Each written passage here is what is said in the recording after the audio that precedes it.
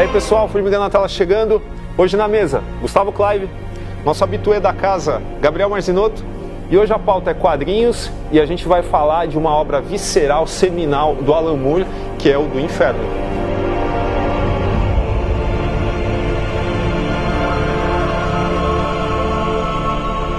O do Inferno, ele começou a ser escrito pelo Alan Moore em 1988, no centenário dos assassinatos em Whitechapel, né? Para quem não sabe, Jack Stripador Alguém não sabe quem é Jack Stripador?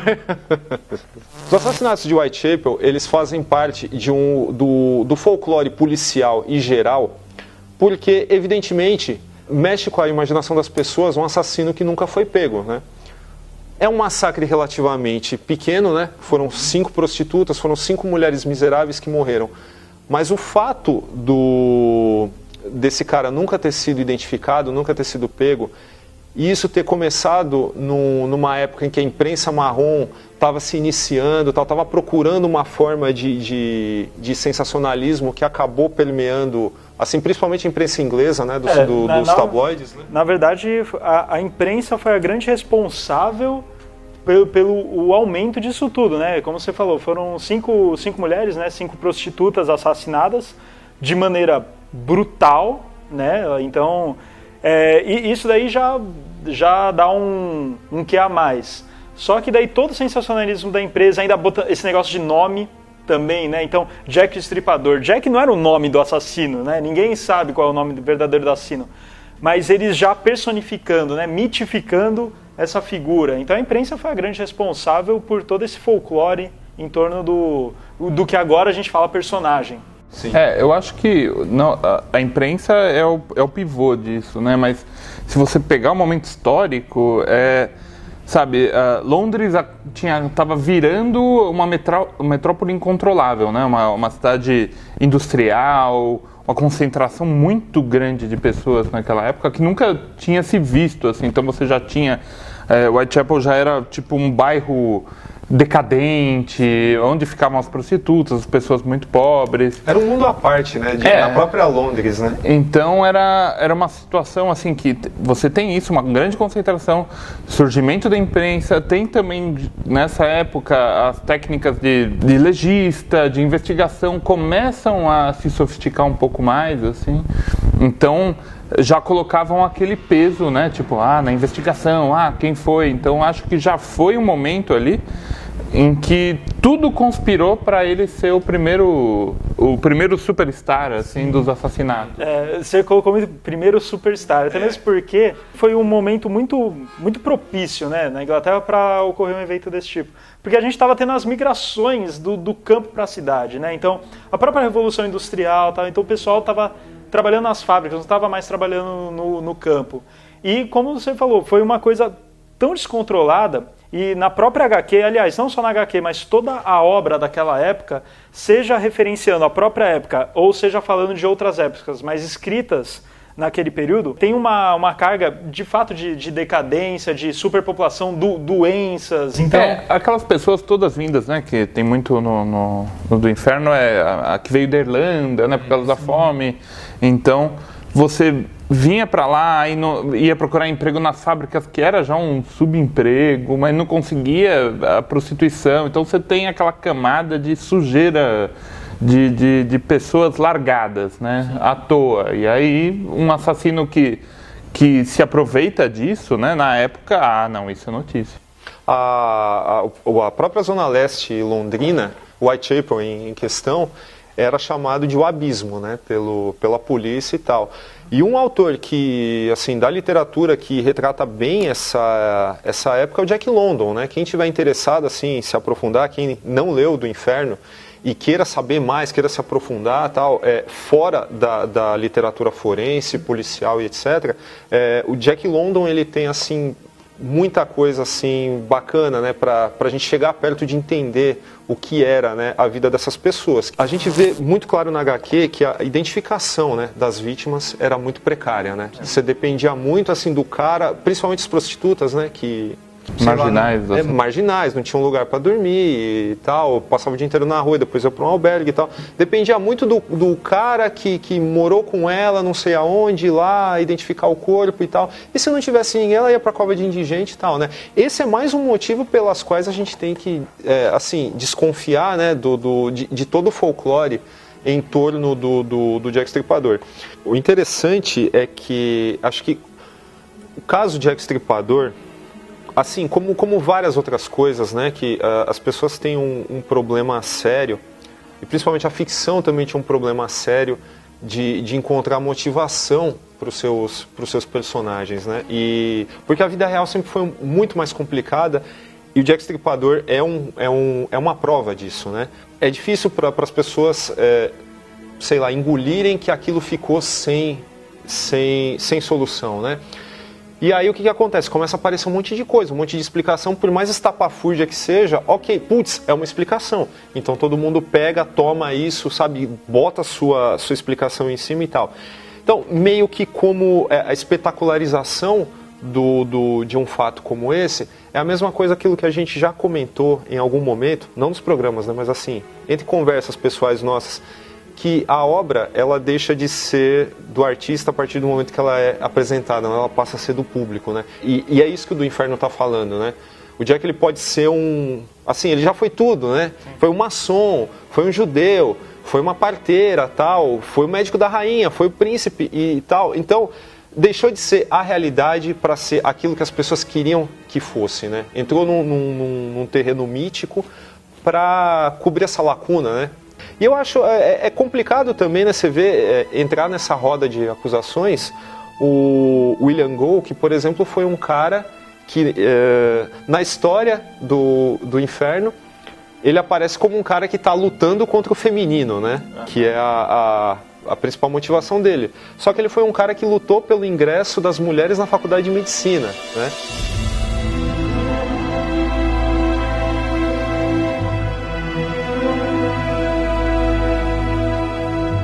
Assim, claro que as datas redondas, elas são bem propícias para trazer esses assuntos de volta à tona. Então, em 1988, o Alan Moore, pego aí nesse redemoinho aí do hype Jack Stripador, ele resolve pesquisar e fazer, não a sua versão definitiva, tá? Porque o Do Inferno, ele nem de longe ele se propõe em explicar ou dar uma versão definitiva para aquilo que aconteceu naquela época. Inclusive o próprio Alan Moore, ele mesmo fala, estou me baseando principalmente nas teorias do caso do Stephen Knight, né, que fez o livro Jack the Final Solution. Só que, assim, primeiro que o livro já era desacreditado, totalmente desacreditável, e o próprio Alan Moore não acha que é a versão mais coerente. Só que ele achou nessa versão talvez um pano de fundo mais interessante para a história que ele queria contar. Ele pegou a teoria mais sensacionalista, né? Que tem um envolvimento aí da família real. Ela só não é a mais porque tem aquelas que já tinham antes que falavam que era do envolvimento real direto, né? Que seria o príncipe. Ah, sim, sim. Na verdade, acho que é um caldeirão, né? Uma amálgama de tudo, porque aí envolveu, já tinha o lance da família real. Aí, em 1970, entra o médico, o William Gould. E já tinha também o lance dos maçons, né? Então ele juntou as três num caldeirão e referendou tudo isso nos apêndices da história, em que ele fala da onde saiu cada detalhe daquilo que está na HQ. Então é um negócio assim super cabeçudo, é uma coisa assim que você pode até ler desprezando os apêndices, mas para entender exatamente qual foi a construção do modelo, é interessante você termine de ler o capítulo e leia o apêndice dele. É uma história que ela fala não apenas de nós mesmos, como também uma visão que várias pessoas compartilham, eu sou uma delas, que é uma história sobre o nascimento do século XX. Por mais que esteja falando do Jack Stripador, é um fato extremamente pontual na história, mas ele pega esse fato e transcende ele para falar de uma outra coisa. Então ele simplesmente usa o Jack para falar de uma outra coisa e não, na real, do evento, né? Ele tem também muito aquela estrutura que ele também propõe de ser um estudo fractal de um crime. Que ele fala, um crime é um acontecimento único, aconteceu naquele dia, naquele exato momento. Tudo que a gente sabe sobre isso já é algo que não é o crime. Então é algo que analisa aquilo. É o que a imprensa me disse, que a polícia disse para a imprensa. Então já é tudo que você sabe, nunca é aquilo. Aquilo é um acontecimento único. Então todo o do Inferno, ele já segue essa estrutura de uma análise que já é uma análise a partir de outra análise que foi 100 anos anterior. Então os níveis de leitura desse quadrinho, eu acho que o Alan Moore, ele alcança o ápice dele, assim, né? Sim.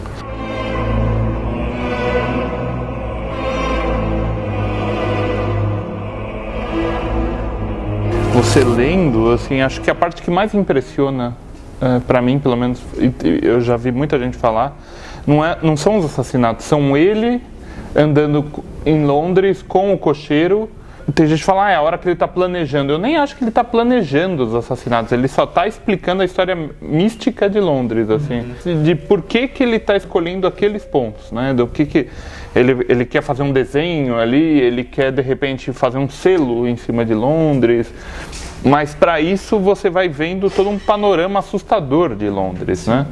Ele fala, olha como essa cidade, que é uma cidade industrial, que esmaga as pessoas, que é totalmente racional, na verdade é totalmente também construída em cima de símbolos místicos, de significados místicos. Ele vai fazendo isso e vai apavorando o cocheiro, né? É um assombro. Você vai tendo uma sensação assim de, sabe, nossa, tá tudo à nossa volta e tem esse terror absoluto. Não, e é curioso, isso aí que você falou da sensação é muito interessante, porque é um capítulo que tecnicamente, assim, é um capítulo longo, difícil, com muita fala, que é só só entenda como quiser, mas é um passeio por Londres e só a fala do cara explicando te deixa com uma sensação. E o que acontece com o cocheiro no final? Ele vomita, ele passa mal. E o próprio Gol, ele fala, né? Então, mágica, tal, essas coisas, não precisa cair nessa. Mas a simbologia, mesmo que a pessoa não entenda, ela vai exercer um poder sobre você. E não só o cocheiro, como outras pessoas em volta passam mal a partir do momento que elas estão em contato com a simbologia, mesmo que elas não entendam e mesmo que elas não sejam testemunhas diretas. A HQ, ela propõe isso também, sabe? Você vai em Whitechapel, é um lugar opressor, assim, e até não sei se ele fala, eu li o Ed Campbell falando que quando foi visitar, ele sentiu um peso daquele lugar, que apesar de ter passado muito tempo, as linhas daquela igreja, as linhas ainda carregam algo muito pesado, assim, né? Ele fala que a maioria dos metidos teóricos do Estripador nunca foram nunca visitaram a Igreja de Cristo nem Spitalfields, né? Ele fala assim, mas fala assim, a maioria das pessoas tem medo de assaltos, mas assaltos é a última coisa que eles têm que temer aqui. A igreja já é assustadora demais.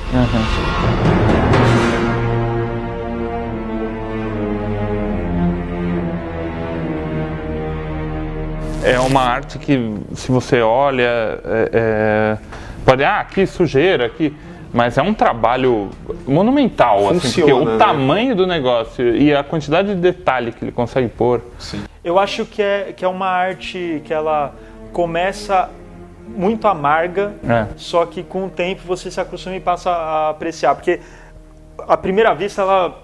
Poxa, e assim, é uma história longa também, 9 quadros direto, né? 9 quadros direto, de vez em quando... E não é uma arte que te facilita a leitura, né? Ela é poluída, ela é cheia de detalhes, ela não é tão fácil. Apesar de eu achar ele um grande fisionomista, às vezes são rabiscos, assim. Sim. Apesar do que pode parecer, assim, até pela arte e tal, que quem folheia do Inferno, né, no primeiro momento vai estranhar bastante essa arte aí meio suja, meio... sei lá, tem uns quadros um pouco mais acabados, outros são um pouco mais rústicos, por assim dizer. Mas assim, o Ed Campbell é um artista que ele é pouco conhecido aqui. Mas quem se dispuser a ler a história inteira vai perceber que a arte ela é bem adequada, né, para esse tipo de temática. Apesar disso, com essa arte mostrando esse lado mais urbano, esse lado sujo de Whitechapel, ainda tem uns lances fantásticos.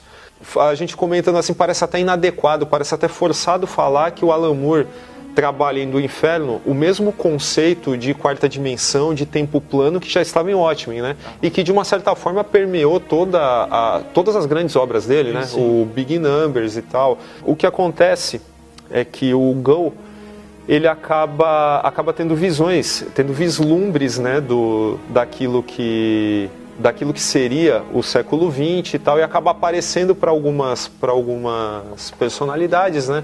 Não, e nessas visões é interessante que dá um choque, né, na narrativa.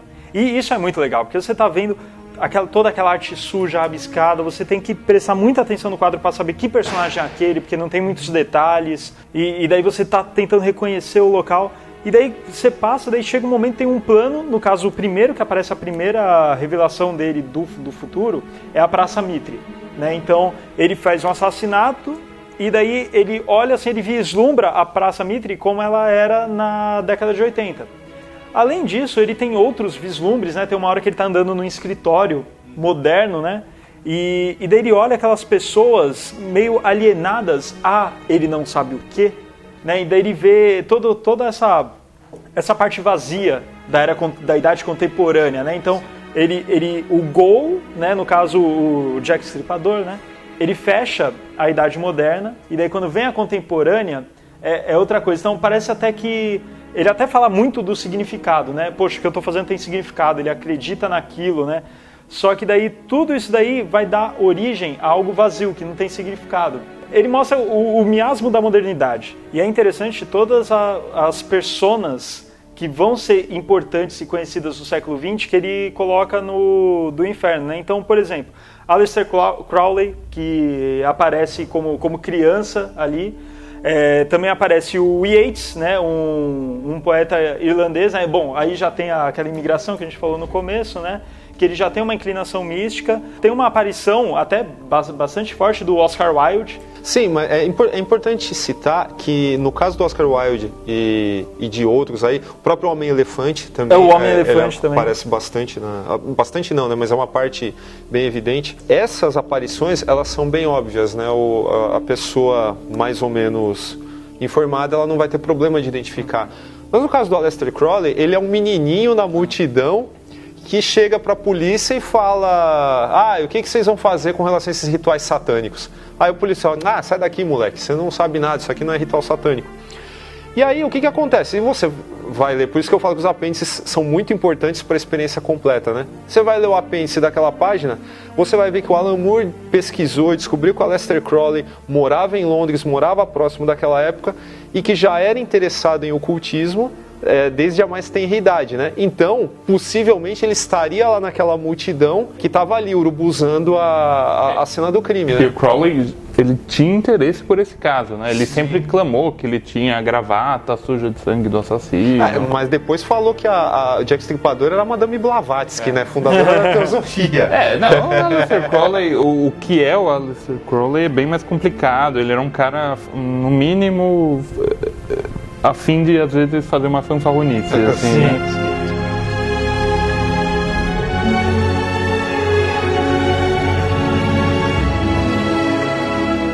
O Gustavo tinha falado aí do nascimento do século XX, né? Do final da era moderna para a contemporânea. Isso tudo também fica muito evidente assim, muita coisa vai do leitor, né, pensar, porque algumas das coisas que para mim são advindas aí desse fato, desde que você concorde, né, que Jack Stripador seja um evento que deu origem a uma outra era. Mas deu origem a uma outra era por quê? Uma era de imprensa marrom, sensacionalista, uma era de misoginia, uma era de antissemitismo, até porque os judeus também foram implicados aí no caso. Eu vejo muito dessa sombra também nas vanguardas artísticas, tipo no futurismo, no fauvismo, no dadaísmo e etc. Mas na questão do antissemitismo, ele vai mais longe, porque ele mostra um casal fazendo sexo, né? Dando origem sei lá, eles estavam transando e a mulher deve ter ficado grávida, né? E eles estão falando em alemão, você não sabe o que é, porque não tem tradução, né? Mas o leitor mais cabeçudo vai pesquisar no Google, né? Aí entra o apêndice. Se você for ler o apêndice, você vai ver o seguinte: provavelmente Hitler foi concebido naquela noite, mais ou menos coincidindo com os eventos de Whitechapel, né? Assim, claro, é uma fantasia, né? Mas simbolicamente, depois o que foi acontecer no século XX, isso parece fazer muito sentido de uma forma filosófica, né? Sim. Primeiro, os apêndices são muito importantes por causa disso, porque você consegue ter uma outra visão da obra e assim, os apêndices, no começo, parece que o Alan Moore só está falando, ó, isso aqui eu tirei de tal teoria, tal fotografia mostrou que tal lugar era assim. Só que quando você vai avançando na história, você vê na referência que, no caso, principalmente referência a essas personalidades que a gente está falando, né? Então, por que é importante isso? Para você, de fato, montar esse panorama desse útero simbólico dos tempos modernos, né? A gente pega até mesmo o Robert Louis Stevenson. Ele tem um sonho e, a partir desse sonho, que ele vai escrever a obra O Médico e o Monstro, né? O Dr. Jack e o Mr. Hyde. Além disso, uma das referências que eu acho mais importantes, até mesmo por uma questão de eu acompanhar já o trabalho do cara há algum tempo, é a referência ao William Blake. Ele era um cara que ele já tinha uma alcunha de crítica social muito grande, né? Então criticava a política, criticava o poder da igreja, toda a situação social da população, e ele também tinha um certo fascínio pelo misticismo, né? E até tem uma parte onde ele mostra o William Blake quando ele vai começar a fazer o desenho de uma obra muito famosa dele, que é o Ghost of the Flea, né, o Fantasma de uma Pulga, e que é uma obra assim sombria, né, sinistra, que as pessoas elas estão ainda estudando, sabendo, pegando várias simbologias que essa obra contém, inclusive a capa de um CD do Bruce Dickinson, né? E quando você vai ler no quadrinho, tem uma parte que o William Gould ele está se transcendendo, né? Ele tá tendo uma viagem no tecido da quarta dimensão, Sim. né? Como a gente falou, e ele começa a ganhar umas escamas, né? A gente vê uma imagem em primeira pessoa dele, ele ganhando umas escamas, e você não sabe mais ou menos o que é aquilo. E depois vai ver que o William Blake teve essa visão do William Gould, e vai ver que o personagem no quadro Ghost of the Flea era o Jack Stripador. Isso daí mostra assim, ok, é uma viagem do Alan Moore, tal, mais uma vez mostrando que ele não queria fazer um documento histórico. É uma viagem do Alan Moore, mas totalmente simbólica. Para quê? Mostrando que a gente tem fragmentos do Jack Stripador até hoje, em várias obras de diversos segmentos. Então mostrando que ele não está querendo saber quem é o Jack Stripador. Ele está simplesmente pegando essa persona, extrapolando a ideia, o conceito Jack Stripador para mais que uma pessoa, para mais que um assassinato.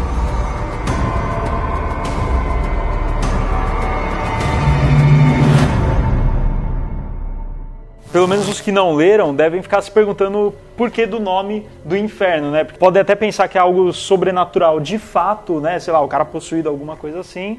Mas na verdade não, como a gente falou antes, que a obra fala de nós, fala da modernidade, então aí é o que ele explica, né? E tem um segmento onde o William Gould, né, o que no caso o Jack Stripador aqui na história, ele fala pro cocheiro: nós estamos na mais extrema e absoluta região da mente humana.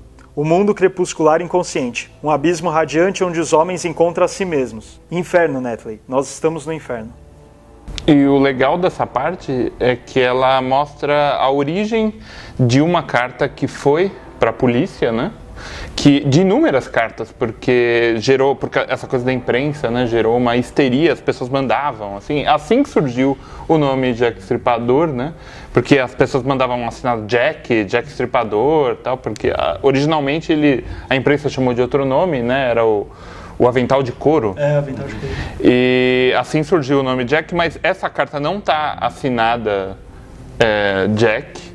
Ela começa escrito do inferno e ela é a única carta que ela tem um pedaço de rim retirado de uma das vítimas. Então, provavelmente, ela é a única carta do assassino. O Alan Moore, nesse trecho, ele traz, né, ele está explicando por que ele começa a carta falando do inferno, né, que tem a ver com essa teoria do nascimento do século XX. E é legal também ver que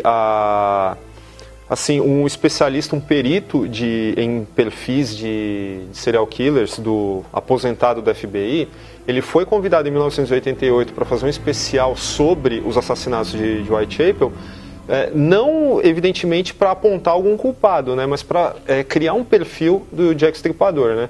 E o perfil criado ele não podia estar mais distante de todos os suspeitos que apareceram nas teorias ao longo desses 127 anos, né? Ele fala que o assassino, ele jamais teria feito o que fez, né? Porque a gente vê no do Inferno que o último assassinato foi um negócio assim de louco, né? O cara ficou 2 horas assim, pirou geral, porque ele tinha tranquilidade para fazer aquilo que ele fez. E o John Douglas, né, que é esse perito, ele falou no especial da BBC que é o seguinte, falou, em tantos anos de profissão, eu posso afirmar que um cara que fez aquilo, ele jamais ia retornar para um convívio social normal. Ele ia, sei lá, despirocar de um jeito que ele ia para um hospício, ou ele ia se matar, ou ia fazer qualquer coisa. Então, assim, infelizmente isso desconstrói toda a fantasia, né, de uma galera, mas é legal a gente conhecer, né, a gente confrontar aí essas várias visões.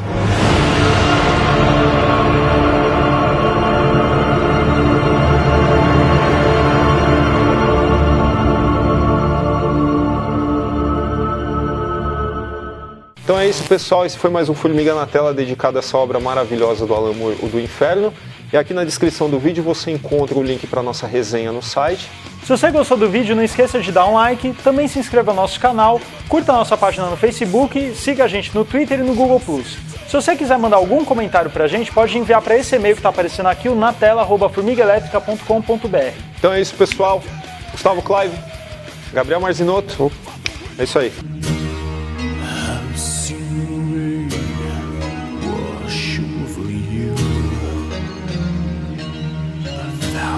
Times your flesh summons me. Nosso habituê da casa, Gabriel Marzinotto. Beleza? Ficou ruim ou?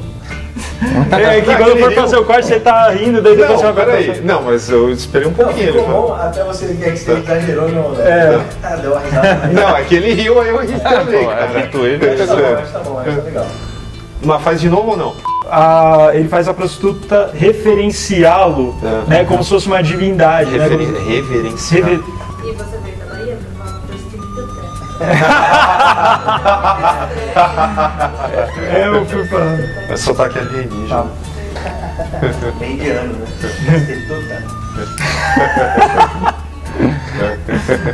Agora complicou. E aí você vai falar isso, você vai falar o Você não quê? vai falar o lance... Não, tô pensando, Eu pensei em peraí. encerrar isso aqui com Ah, isso. tá. Você vai falar só a frase e já vai acabar? Não, vou falar deixar um inclusive o pensamento. motivo Ah, do título. Pode ser, pode ser.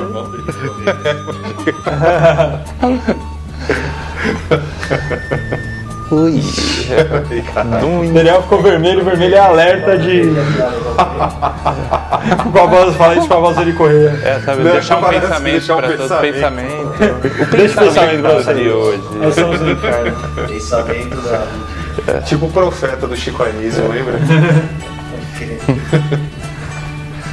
Aí, peraí.